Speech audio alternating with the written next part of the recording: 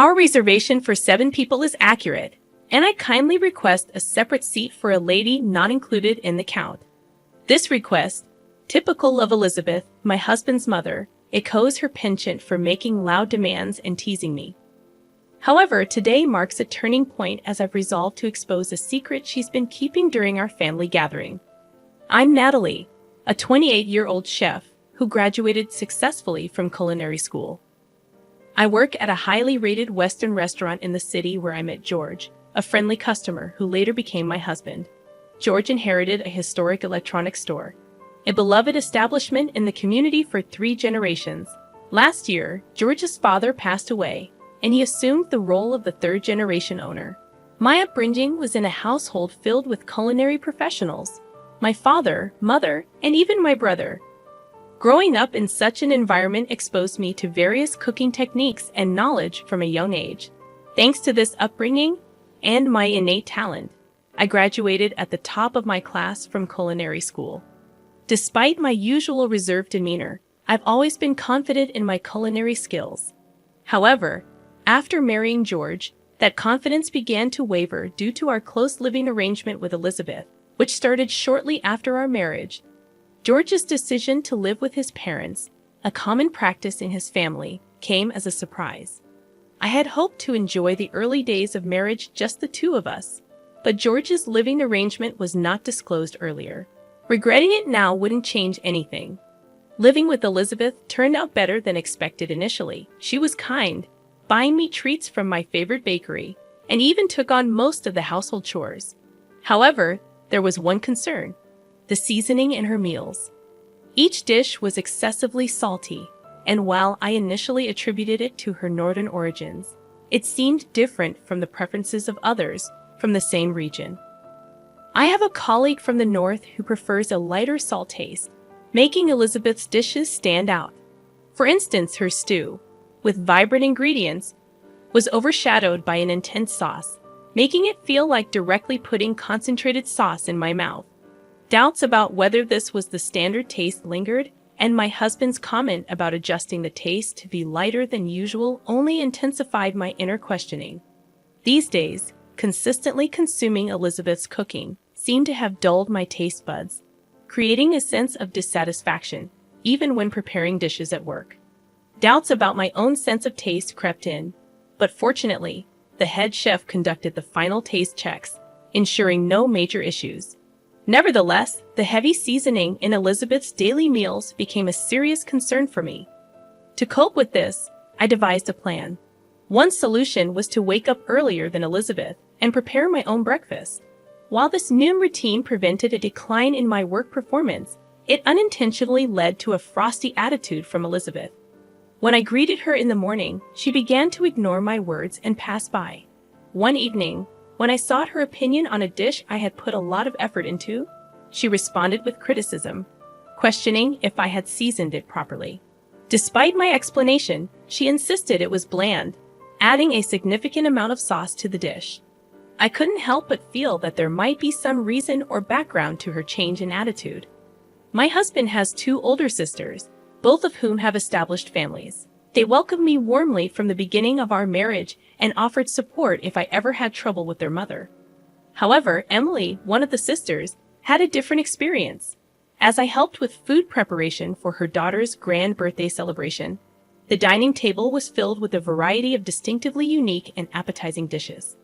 During the party, Emily's daughter expressed dislike for the stew, commenting on the heavy seasoning. When Emily suggested learning cooking tips from me, Elizabeth angrily exclaimed and left the scene, leaving me puzzled about the underlying issues in her behavior. I had some regrets about offering to help with the cooking from the beginning. The party ended abruptly amid a sour mood. While I believe Emily might have meant her words lightly, it was clear that Elizabeth had put love and effort into her dishes as well.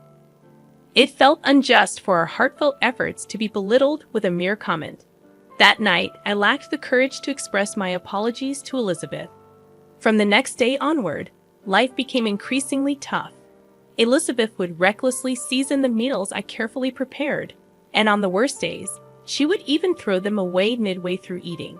Seeking support from my husband in these trying times, I turned to him for help.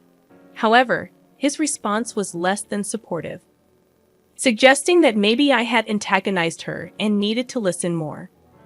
As days passed, the strain in our marital relationship deepened. My husband started coming home late, claiming it was due to work, and even began missing family events. We were only married for half a year, so the idea of divorce felt premature. However, another hurdle emerged when Elizabeth tripped on our stairs and severely injured her leg. Despite Emily's kind offer to help with her care, Elizabeth insisted that, as the wife of the house, it was only natural for me to take care of her. This declaration changed my daily life dramatically, and attending to her needs became a relentless routine, even during work hours. Eventually, my colleagues' patience wore thin, leading me to resign from my job. When Elizabeth learned about my resignation, she seemed gleeful. From then on, my days were consumed with meeting Elizabeth's spontaneous demands at all hours, leaving my mind and body worn down. My husband's reduced presence at home added to my distress, and I began to doubt his reasons for working late. Pondering our next steps, I decided it was time to teach both Elizabeth and my husband a lesson.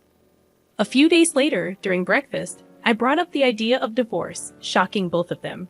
They questioned the sudden decision, expressing surprise and disbelief. My husband even suggested that my actions could tarnish our family's reputation. In response, I explained my dissatisfaction with the household environment and my determination for change. Confronted with my newfound resolve, they were taken aback. My husband apologized, expressing a willingness to be more attentive to our home life.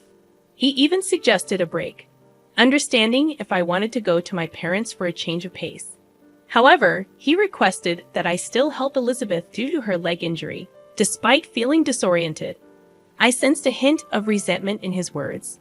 I asked him to reflect on the situation, expressing my hope for positive changes if we continue to live together. I took a deep breath and calmly replied, "I'll think about it." At that moment, a smug smile appeared on their faces, revealing the evident blood ties between them. For the next few days, the atmosphere at home shifted. My husband began returning home earlier from work, but this improvement was short-lived. He soon started coming home late again, and Elizabeth's behavior reverted to its previous coldness. Despite her leg injury showing no signs of improvement, Elizabeth frequently went out without explanation. As I questioned her actions, I soon discovered a shocking truth. One day, my cell phone rang incessantly, with both my husband and Elizabeth expressing anger about me leaving Elizabeth alone. I sensed they wouldn't understand my perspective, and I revealed that I was at my parents' house. Days later, enjoying a peaceful time at my parents' house, I received an unexpected message from the one person I least wanted to be involved with, Elizabeth. The message contained an apology for her past actions and an invitation to her upcoming birthday party. Though reluctant, considering it as a bit of a luxury treat, I decided to attend. The venue for the party was an upscale restaurant near the station, renowned for a new chef trained in France. Upon arriving, I saw George and Elizabeth waiting with smug expressions. The attendees included Emily, her husband, and their children, making it a small gathering of 8 people. As we entered the restaurant, I confirmed my reservation for 7 people. However, Elizabeth requested a separate seat for me, surprising everyone. The waiter guided me to a slightly hidden seat, and as the evening progressed, the anticipated meat dish raised expectations. While delicious-smelling dishes were constantly brought to Emily's table, George and Elizabeth received none. Elizabeth's loud complaint about the delay in their food drew the attention of nearby customers, leaving me in a state of surprise and anticipation for the unfolding events of the night. I deeply apologize. The chef is preparing something special for the 2 of you, so it's taking a little extra time. Please wait for just a bit longer. Despite her annoyance, Elizabeth's face showed a hint of satisfaction, knowing they were getting special treatment. Soon after, footsteps could be heard coming from the kitchen, and their expressions froze in surprise. It was me, dressed in a chef's hat and apron. "What, Natalie? Why are you dressed like that? Is this your surprise?" While Emily and her husband enjoyed my appearance, George and Elizabeth were taken aback. I gently smiled and set the specially arranged dishes before them. I've prepared a special menu just for the two of you. At the center of Elizabeth's plate, a beautiful black lump was garnished with a rich sauce. I'd accentuated this using a special sauce. I'll add a little more topping to this sauce. Pouring more sauce on the dish, I felt satisfied seeing Elizabeth's surprised face. And here's a special dish for you, sir. On George's plate, various delicacies were beautifully arranged, each shining brightly. Please try it with this special sauce. Placing an elegant sauce bottle on the table, I watched the service. Emily's daughter laughed cheerfully, and they both looked a bit surprised yet intrigued. However, their expressions soon turned to anger. This is unbelievable. I've never seen such inappropriate service. Call the manager. George exclaimed. I calmly replied, I'm the person in charge here. Is there a problem? Elizabeth joined in. Are you the one allowing such disrespectful service? This is unforgivable. We're going to exercise our rights as customers and sue you. I continued, feel free. But we're also considering legal action for the disruption you've caused. How dare you? It turned out that they often visited this restaurant and were always demanding. The staff already saw them as problematic customers, and now, with my brother Peter managing the restaurant, they were being treated impartially. Peter, Elizabeth, and George were utterly stunned upon realizing that the person in charge was my brother. In reality, this popular restaurant was a product of Peter's diligent management and hard work. They had not been informed of this fact before. Peter had previously undergone advanced training in France and couldn't attend our wedding. Although he had sent a generous gift, he had never spoken with Elizabeth or George. However, he remembered their faces from family pictures. We didn't know any of this. Could you explain? Emily asked, cheerful, but with a slight shadow in her eyes. Actually, we came here to dine with some shopkeepers from the town's marketplace. It's trendy these days to have dinner in such modern restaurants. At that moment, a staff member approached politely. During your last visit, you left behind an item. Please allow me to return it. Handing over a shimmering earring, Emily added, you often dine here with men wearing earrings. Isn't that a bit risky? George's face momentarily froze in surprise at Emily's question. How did I come to know of this secret? A few weeks ago, I harbored suspicions and decided to hire a detective to investigate. The result was a collection of photos depicting George enjoying dinners with another woman at this restaurant, and even moments where they entered a hotel together. To be honest, I felt more relieved than betrayed. Marrying him was a mistake. I'm planning to file for divorce. Just be prepared. This was the first time George had openly spoken about divorce, but for me, it was an anticipated moment. Just don't forget to pay the alimony. Don't worry. I recently secured a big business deal, and financially, I'm pretty well off now. I'll gladly pay all of the alimony in full. Hearing that gave me peace of mind.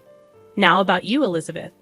Until now, she had been wide-eyed at the unfolding conversation, known by the staff as a regular at this upscale restaurant.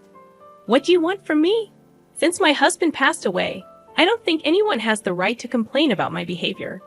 However, I had also had a detective thoroughly investigate her secrets. It turned out she had been in a secret relationship for 5 years, even though her husband had passed away just a year ago. What are you talking about?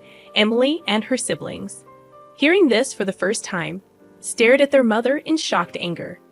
This revelation was unbearable for them, as they deeply cherished their father. Although I, too, was surprised by the investigation's outcome. When I asked the detective why he knew so much about Elizabeth, it turned out that their father had once hired the same detective agency. You deceived him for so long, even while he was still alive, and George, even while with Natalie, you were seeing another woman. How could you? In Emily and her siblings' eyes, deep anger and disappointment shaped the tense atmosphere at our table, catching the attention of other diners who started glancing our way. We promised to resolve this matter at home and called it a night for the dinner. As I left, I high-fived the restaurant staff and Peter, expressing my gratitude. A few days later, under the stern gaze of Emily and her siblings, George and I proceeded with the formal divorce process. Now I'm free. I won't regret anything, no matter what happens, he stated confidently. I never expected this outcome, even after I told you about my bad leg. I never imagined being treated this way. Ah, watch your step. She recoiled in surprise.